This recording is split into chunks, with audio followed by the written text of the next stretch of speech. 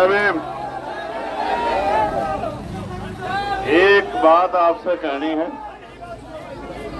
बहुत जरूरी बात है, समझदारी की बात है। आप लोग सब समझदार हैं।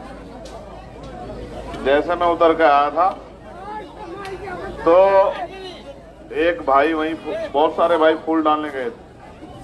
अब वो फूल आंखों में घुस गए।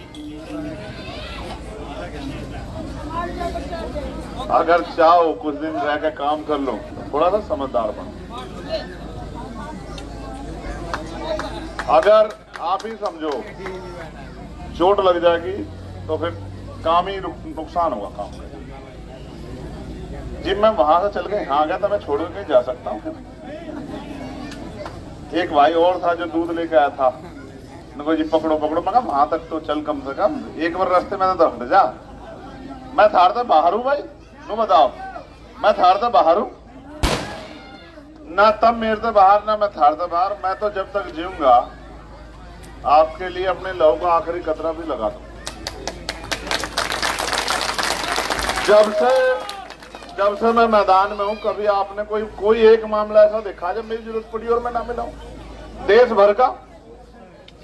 भर का, हरियाणा का छोड़ दो, यूपी का, देश भर का कोई मामला। ये बराबर में आपके राजस्थान है, सिरसा पार करके एक घटना हुई थी। वहां 4 बार गया मैं, 4 बार पुलिस ने अरेस्ट कर लिया, 4 बार वापस भेज दिया। भाई आंख में लग रही है, इसलिए समझदार बन जाओ। फिर 5वीं बार मैंने चैलेंज करा सरकार को कि अभी तक तो मैं संवैधानिक तरीके से आ रहा था कि भाई मुझे जाना है, मिलकर आना अपने लोगों से, आज उनको मेरी जरूरत। अब मैं जाकर दिखाऊंगा, आप रोक कर दिखाइयो। पूरी सरकार लग गई और मैंने जाकर दिखाया। 43 घंटे लगे लेकिन मैं गया। तो मैं तो आपसे कह रहा हूं, अभी तक मैं 1 साल पहले तक सड़कों पे काम कर रहा हूं। फिर आप लोगों ने मुझे वोट देके मेंबर ऑफ पार्लियामेंट बनाया। जब से मैं पार्लियामेंट में गया हूं तब से मैं पार्लियामेंट में आपकी आवाज को, किसानों की, कमेरों की, नौजवानों की, महिलाओं की, हर धर्म के लोगों की, जिनकी भी समस्या मेरे पास आई, चाहे स्कूल की हो, कॉलेज की हो, एजुकेशन की हो, रोजगार की हो, किसानों की एमएसपी की हो, दिल्ली में आपका जो गुरु घर टूट गया उसको बनवाने की, उस सारी चीजों को मैंने उठाया। फिर ये चुनाव आ गया। फिर मैंने सोचा कि भाई चुनाव में अब ये तय होना चाहिए कि अब हरियाणा में भी हमारी ताकत बढ़नी चाहिए, क्योंकि जब तक हरियाणा में हमारा आदमी असेंबली में नहीं जाएगा और जाके बोलेगा नहीं, तब तक काम चलेगा। तो फिर हमने कहा कि एक तरीका है कि भाई चुनाव लड़ना है, सिर्फ एक तरीका है कि चुनाव जीत के लिए लड़ना है। तो फिर एकता प्रयास बना के, जो हमारे जैसे लोग हैं जो सोचते हैं किसान कमेरों की लड़ाई है, उनको तैयार करते। फिर भाईचारा बना, बातचीत हुई और फैसला हुआ लड़ना है। आपसे नहीं पूछा मैंने कि फैसला क्या लेना है, क्योंकि इतना तो भरोसा आपको मेरे ऊपर करना पड़ेगा, नहीं करना पड़ेगा। लेकिन आज मैं आपको ये कहने आया हूं, 2 तारीख में जलसा है, मैं आपको न्योता देने आया कि 2 तारीख के जलसे में आपको आना है, ठीक है? और आना क्यों है? आना इसलिए है, उसका भी कारण बता दो। काल साहब कहते थे कि जब आप इकट्ठे होते हैं ना, तो आपकी ताकत को देख कर दुश्मन के पैर जो है ना कमजोर होते हैं। जब आप बड़ी ताकत बनकर उचाना आ जाओगे तो आपके विरोधियों के पैर उसी दिन लड़खड़ा जाएंगे। समझे नहीं समझे? नू तो सबको पता है कि वो एडी चोटी के जोर लगा लें, वो जो लोग मुझसे प्यार करते हैं उनके वोट को इधर-उधर नहीं कर सकते। लेकिन फिर भी मैं कह रहा हूं, जब आप बड़ी ताकत में जाते हो तो आपकी बात बहुत दूर तक जाती है। समझे? तो एक तो दुश्मन के पैर कमजोर होंगे, एक आपकी बात दूर तक जाएगी और लोगों को यह भी पता लग जाएगा कि जिनको कमजोर समझ के इग्नोर कर रहे हैं वो कमजोर नहीं, वो ताकतवर। और ये आपके हाथ में। 2 तारीख का न्योता और 5 तारीख को जब आप वोट डालोगे तो बाबा साहब अम्बेडकर कहते थे political power is the master की, राजनीतिक सत्ता वो चाबी सारी परेशानियों को हल कर देगी। तो उसको हल करने के लिए चाबी का बटन जो है आपको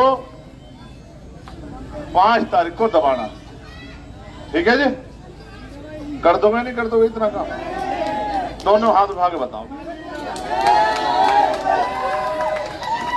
ये जो बहनें खड़ी है, माएं, मदद करोगी नहीं करोगी बताओ? पक्का? इधर जो लोग खड़े हैं, लो भाई इधर को हो जाओ, बताओ जी जो इधर खड़े हैं, जय भीम। आशीर्वाद मिलेगा नहीं मिलेगा? जैसे ये पटाखे पटकाए हैं और अभी भी चल रहे हैं, ऐसे ही इसी गर्जना को बढ़ा के 5 तारीख तक ताकत बना लोगे, नहीं बना लोगे? पक्का? अच्छा, एक मैं ये तय करके वो कर रहा हूं, जबकि भाई का पता नहीं इसमें क्या वो है, लेकिन मैं मानता हूं इस नशे का भी इलाज करना पड़ेगा मुझे। जब देखो, आज इस पर चर्चा नहीं करता, मगर जवानी को कमजोर नहीं कर सकते, मेरी बात को आप समझो। हमारी ताकत इस देश की यह है कि हमारे यहां 60% नौजवान लोग, अभी कोरोना काल आया तो बहुत लोग जो शारीरिक रूप से कमजोर थे उनकी जान चली गई। इसलिए मैं कहता हूं कि जवानी को मजबूत रहना चाहिए। आप नौजवानों से मैं कहूंगा कि मैनिफेस्टो पढ़ना हमारा जो हमने जारी किया, वो मैनिफेस्टो पढ़ोगे तो आपको पता लग जाएगा कि ताकत बढ़ने के बाद कितना बदलाव हो। ठीक है, अब इजाजत दे दो, दे दोगे?